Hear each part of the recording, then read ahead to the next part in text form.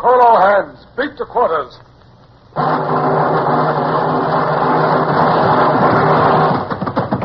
Unload the guns. Stand by the starboard battery. One broadside into her, if you please, Captain Bush. Pointers on target. Linstocks ready. Aye, aye, sir. Ready. Fire!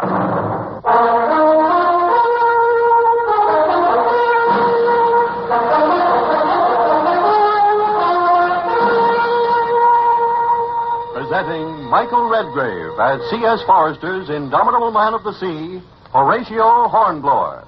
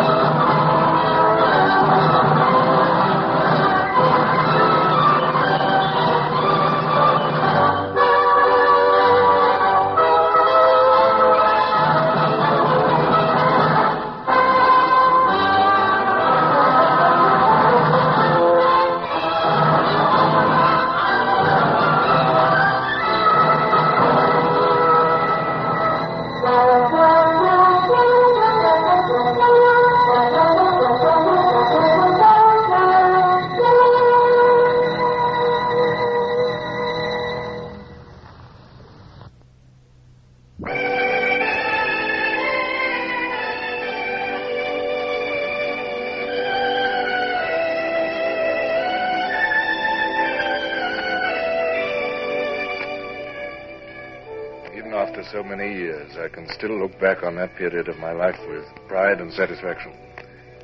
I had been given 3 days in which to do as much damage as possible before rendezvousing with the flagship and the Caligula, and in 24 hours I had captured a French brig laden with military supplies, destroyed the heavy batteries at Lancer, and taken 7 small craft, and cut out and taken a French ship under the guns of the Port Andres batteries. The coast was in confusion, and I was at least £1,000 the richer in prize money. But I hope to do much more yet in the remaining time. The question was, how? You sent for me, sir? Brown. Can you swim, Brown? Swim? Why, yes, sir. Good. Well, I want a crew for the barge. Everyone a good swimmer and every man a volunteer. Aye, sir. Let all volunteer. Now, Marky Brown, this is for dangerous service. I want true volunteers, none of your press gangs. Aye, sir. Yeah. Are you going, sir? Yes. It'd be hard to pick 'em, sir. They'll all want to go. Well, I'll leave it to you. Issue a cutlass to each man and a packet of combustibles. Aye, sir. Come what, sir? Combustibles, flint and steel. A couple of port fires, oily rags, and a bit of slow match. All in an oilskin packet. And a lanyard to carry them if we swim. Yes, get your crew ready immediately. Aye, sir. Right away, sir. You have a plan in mind, sir? Yes, Mr. Bush. I'm going ashore to burn that coaster over there. Oh, but couldn't I take the crew, sir? I'll not allow volunteers to go on a mission if I can't lead them. But if I call for volunteers... You're wasting time, Mr. Bush. I can't accept your offer. I shall take my barge. The longboat and launch draw too much water. And mark this, Mr. Bush, no rescue parties. If we're lost, we're lost. I'll not have you wasting valuable lives in rescue attempts. Shall I give you that in writing? No need, sir. I understand, but... Right. Well, heave the ship to. Stand off and on and wait for us.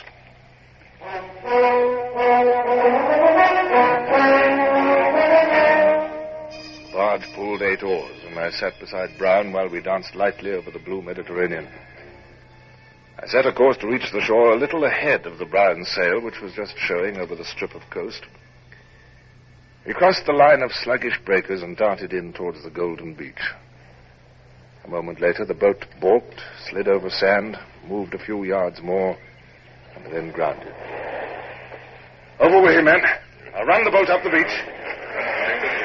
You got everything? Cutlasses, fire packets? Right, steadily up the beach. Don't use too much energy. We may have a long swim. Make for that low bank of shingle at the head of the beach. It's a vineyard on the other side. And look, there's the sail, not a quarter of a mile away beyond the vineyard. It's only an old man, sir, and 2 women. They're owing or something. Yes, well, ignore them. Go on, men.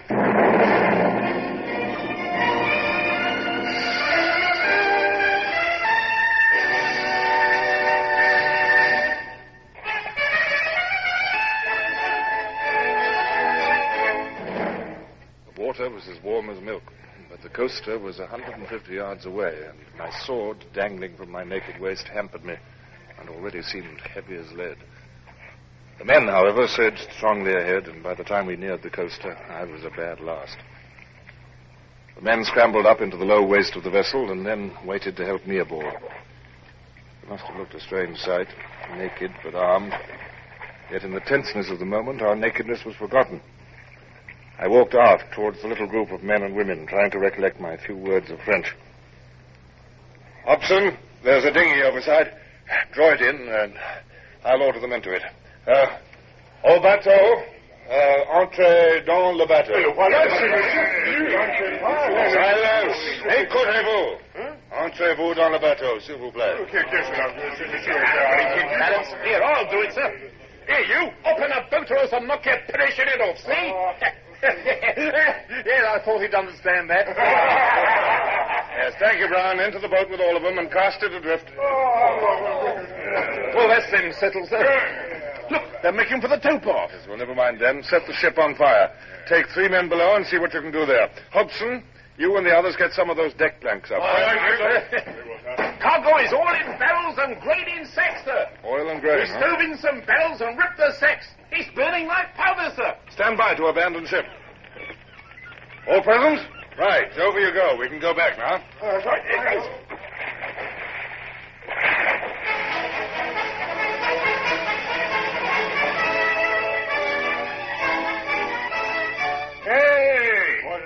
Look at that old woman from the coaster. She's slung all her clothes in the lagoon. Not a stitch left. Look, I'll dive in and get your shirt, sir. No, there's no time. We must leave our clothes. A few clothes for a ship and a valuable cargo is a good exchange. Would you like the old man's trousers, sir? I'll strip them off, be damned to him. No. Come along, back to the vineyard. Fall in behind me, men. Yes, it's no good grumbling. We did the job naked, and we'll go back naked. Up into the vineyard with you now. There's a horseman riding across the vineyard towards us, sir. He's got a blue uniform and a cocked hat. What? Just give me a hand. Let me see. It's one of Bonaparte's gendarmes. Down and at him, men. Well, I'm dead. He's galloping away, sir. Just never mind him, men. Back to the beach.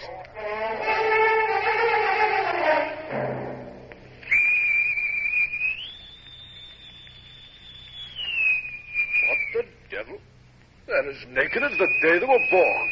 Well, surely the captain isn't coming aboard and taking the salute like that. Mr. Jarrett, when the captain comes aboard, he'll be received as the captain, dressed or undressed.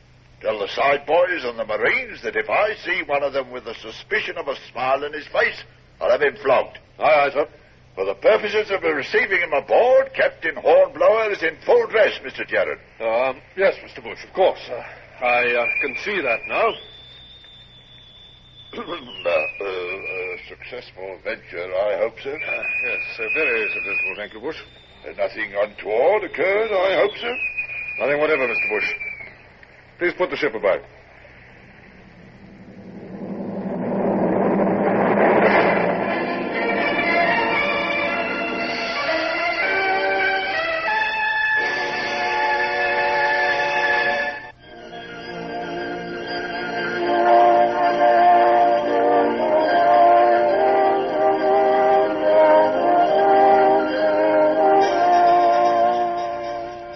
Only 2 hours past dawn. It was stifling hot already. The easterly breeze seemed not to have cooled at all by its passage of nearly 400 miles across the Mediterranean from Italy. The land slipping by along the larboard beam seemed devoid of all life. Yet along the base of those lofty grey-green hills ran the most important high road in Catalonia, the road connecting Barcelona with France. And as I talked again with Spanish officers who'd come out to my ship at dawn in a fishing boat, I felt that this new day promised to be as productive as the previous 2. You're certain, Colonel Villena, that this army of General Pino's will march along this very road? They must, Captain. 10,000 of them. Pino's and Lecchi's division of the Italian army. Uh-huh. It was at Tordera that I lost my own regiment. Yes. Their army cut us to pieces, and I only escaped myself by riding until my horse dropped under me. But there is more than the loss of my regiment to avenge, sir. The Italians have burned every village in the uplands. Every road is lined with gallows. and upon every gallows is a Spanish corpse. Horrible. Well, sir, we must see what we can do. Mr. Bush, clear for action, if you please. I'll have the guns loaded and run out, too. Aye, aye, sir. Captain, train your glass there. Where? Is not that a speck far up on the hill, a horseman? I believe it is, and riding towards us. There's a sort of moving smudge behind him. I suspect it to be the advance guard of the army. You can see an occasional sparkle and flash as the sun catches their equipment. I can edge in quite close to here, if necessary. Yeah, you can see them quite plainly now. They are cavalry riding with drawn sabers. They fear an ambush, but I do not know where an opposition is likely to come from. We must see if we can provide some, Colonel. What's that long line of white dots beyond the cavalry? It looks like a long caterpillar with white legs all moving together. It is, in a way, Captain. It is the white breeches of a column of infantry. Why, look, sir. They're waving their hands to us. Very friendly, the whole thing. And they don't seem a bit worried. I doubt if they've ever encountered a ship before or been cannonaded from the sea. Their officers are used to opposing armies, but they've no experience of a ship's broadside. They'll probably regard us as a welcome break in a monotonous march. Mr. Gerard, train the guns on the road and only fire when I give you the signal. Sir.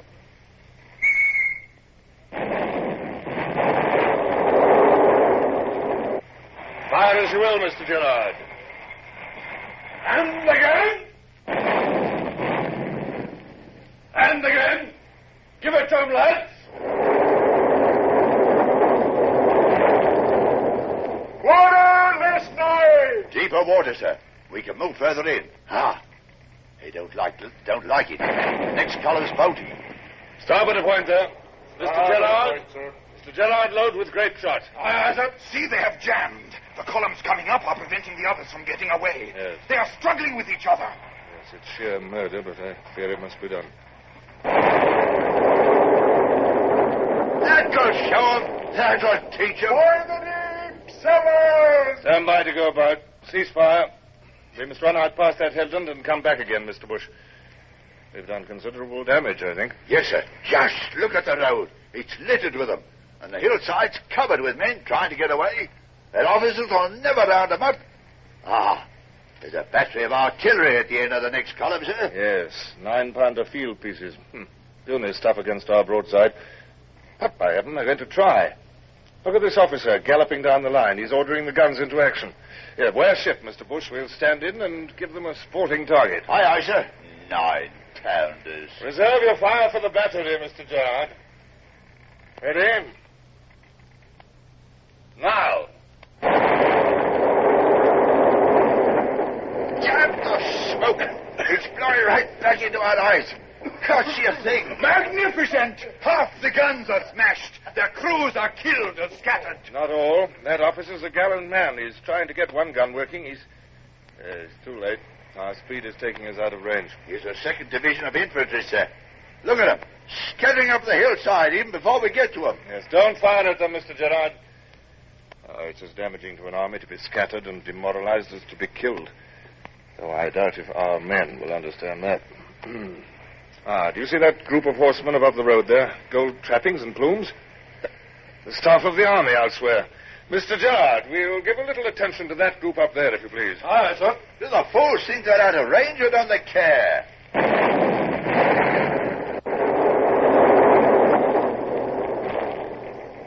Not a man left in the saddle. Wonderful, sir, wonderful. I hope General Pino himself was amongst them. I hope he was killed. No. I hope he was crippled.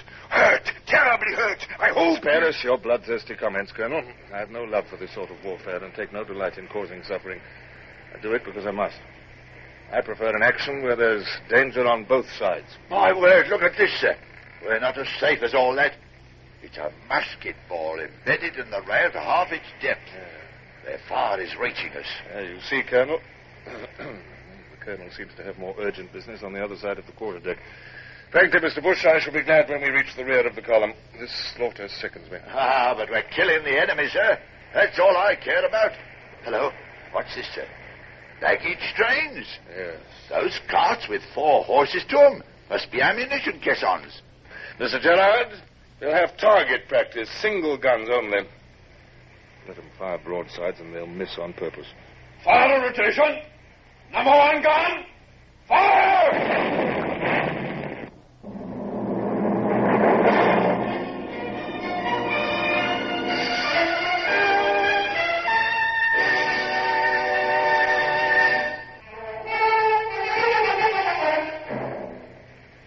Sutherland drifted slowly along the shore.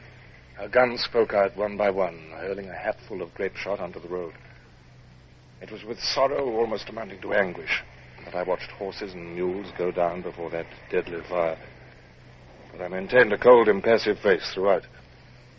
A few of the mules managed to leap the bank out of the road and scramble up the hillside, scattering their loads as they went. And then, as we passed the last of the ammunition train and came to a new line of carts, I observed a man standing up in one of the carts and frantically waving a white handkerchief.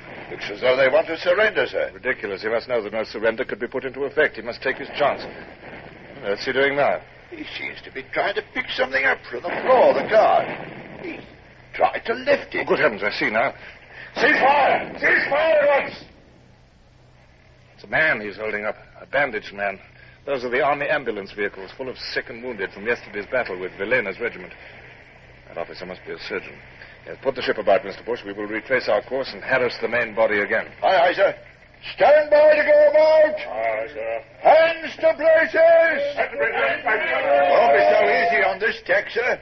We'll have to stay at close haul, and if we make 3 knots, we'll be doing well. We shall do the best we can, then. Deck there! Field guns training us from the road, sir. We've got 3 guns into position, sir. Very well. We'll see what we can do. Mr. Gerard, carry on with your target practice. Aye, sir. In a way, Mr. Bush, this is a good thing. Our crew is raw, and there's a vast difference between shooting undisturbed and shooting under return fire. See how they behave. Those fellows are good gunners. That one was close. That was closer, sir. Look at that hole in our topsail. I should think... Sir. Some casualties, I think. Yes, use your bow chaser guns on the battery. It may unsteady their gun layers. There's plenty of targets, even if they can't reach the field guns, sir. Look at their soldiers scattering all over the hillside, sir. Yes, their officers are going to have a difficult time reassembling them, and many will desert. I understand that these Italian divisions desert readily. They have no love for Bonaparte's cause. More hits. The main top-gallant backstay's parted, sir. Send some topmen up and splice that stay. But we'll be in close range presently, sir. What the devil's that? Yeah, one of the ship's boys has been hit from the sound of it. Mr. Gerard, I'm going to put the helm down now. Be ready to fire as the guns bear. Aye, sir. Round she comes. Why? Their gunners are running, sir. They're not going to wait for it. Had too much last time, I expect. Let them have it, lad.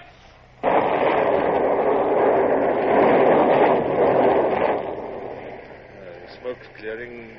Yes. Oh, well aimed, Mr. Gerard. There's not a gun left on the road. Your men behaved like veterans. Fire the mark! Oh, the water is shoaling rapidly. We must stand out to sea again, Mr. Bush. I think we've done all we can here. By the time we get in again, the remains of the army will have withdrawn. Aye, aye, sir. Starboard your helm! Hands to braces! You may secure your guns, Mr. Gerard. Aye, sir. Cease fire! Secure the guns! 5 victories in 3 days. 3 cheers for the captain! Tell the men to stop that nonsense, Mr. Bush. Mr. Bush, kindly refrain from grinning like a fool. Mr. Longley, a British officer does not caper on the deck like a schoolboy. Captain Hornblower, sir. Sir? Yes. Oh, yeah, the gunroom steward. You may find that our casualties are nothing to cheer about. Yes? Begging your pardon, sir, but Tom Cribb's been killed. Tom Cribb? I remember no man of that name. Mr. Bush, surely the heavyweight boxing champion of England is named Tom Cribb, isn't he? I believe he is, sir. That ain't all, sir. There's Mrs. Siddons. What? She's got a splinter in her... Well, sir, to tell the truth, she got a splinter where she won't be able to sit down, sir. Squealed something horrible when I pulled it out, she did, sir. Mrs. Siddons, are you mad, man, or am I? Tom Cribb and Mrs. Siddons, 2 of the pigs belonging to the gunroom mess. Pigs? What, are they our only casualties? Mr. Walsh, have you any casualties? Not among the men, sir, but I'm afraid that Tom Cribb and Mrs. Siddons... Thank you, Mr. Walsh. I already have a report on the condition of Cribb and Siddons. Mr. Bush, you may issue grog to all hands. Splice the main brace!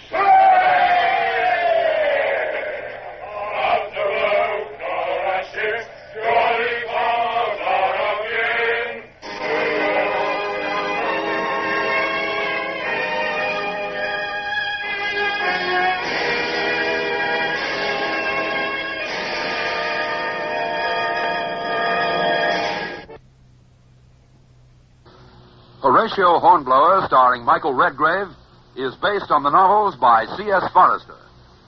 Music composed and conducted by Sidney Torch. Produced by Harry Allen Towers.